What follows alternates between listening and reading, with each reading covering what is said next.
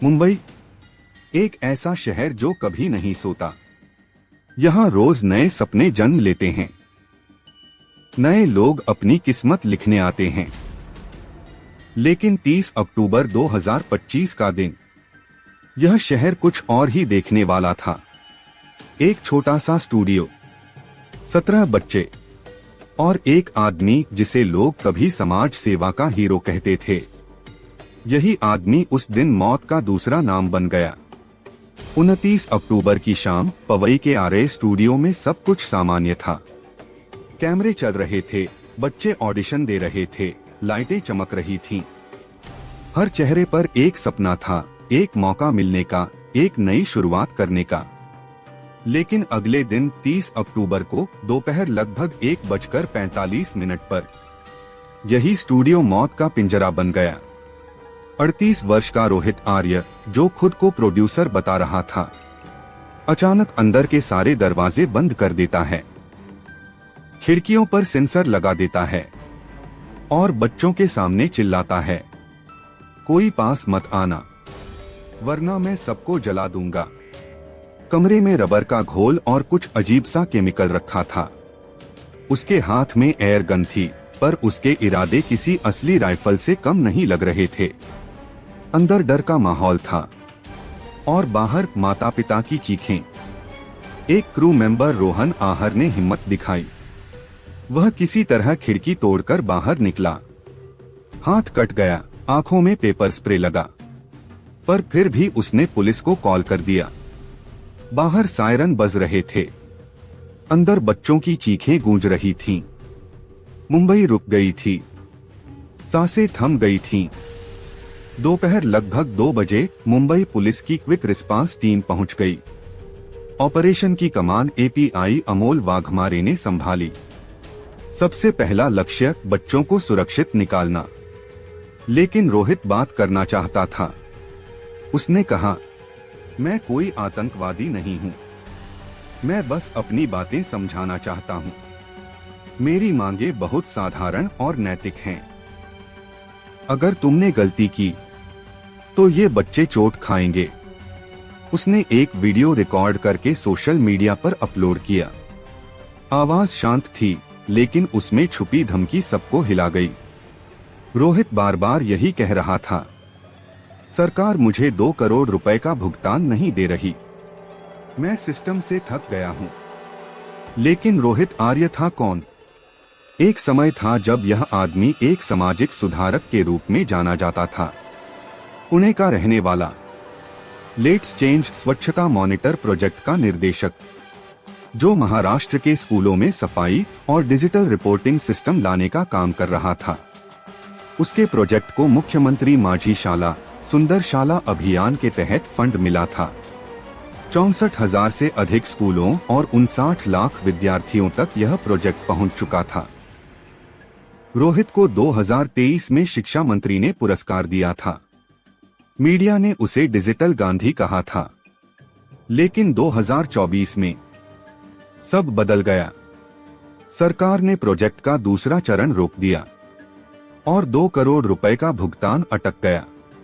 रोहित के mail, appeal और अनशन के बावजूद फाइल एक टेबल से दूसरी टेबल घूमती रही। जुलाई 2024 में उसने पहला अनशन शुरू किया। शिक्षा मंत्री दीपक केसकर आए, व्यक्तिगत भरोसा दिया और अनशन खत्म हुआ। लेकिन अगस्त तक भी भुगतान नहीं मिला, तो रोहित ने दोबारा अनशन शुरू किया। एक रैली के दौरान उसे मिर्गी का दौरा पड़ा, अस्पताल ले जाया गया। 29 सितंबर को वह मंत्री के बंगले के बाहर फिर बैठ गया और फिर कुछ ऐसा हुआ जिसने सबको झकझोर दिया। मंत्री ने रोहित को अपने निजी खाते से 7 लाख और 8 लाख के 2 चेक दिए। प्रश्न उठा, अगर प्रोजेक्ट फर्जी था तो मंत्री ने निजी चेक क्यों दिए? और अगर प्रोजेक्ट सही था तो सरकार ने भुगतान क्यों नहीं किया? यहीं से रोहित टूटने लगा। एक समाज सेवक सिस्टम के बीच पिस गया। हर वादा टूटा, हर पत्र अनदेखा किया गया। उसने लिखा, मैं अब खुद को जला दूंगा, पर सिस्टम को एक्सपोज करके जाऊंगा। 30 अक्टूबर शाम लगभग 4 बजे। बच्चे अब भी अंदर थे। फायर ब्रिगेड की सीढ़ी लगाई गई। कमांडो पीछे की खिड़की से घुसने की तैयारी कर रहे थे। अंदर रोहित पसीने पसीने, थका हुआ, गुस्से में इधर उधर चल रहा था। तुम लोगों ने मुझे मजबूर किया है।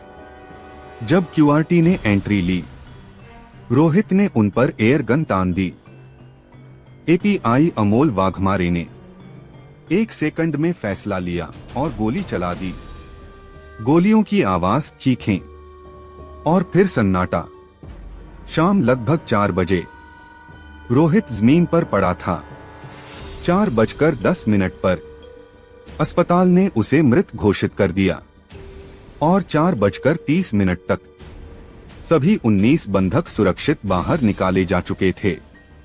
मुंबई ने राहत की सांस ली, लेकिन असली सच तो अब शुरू हुआ।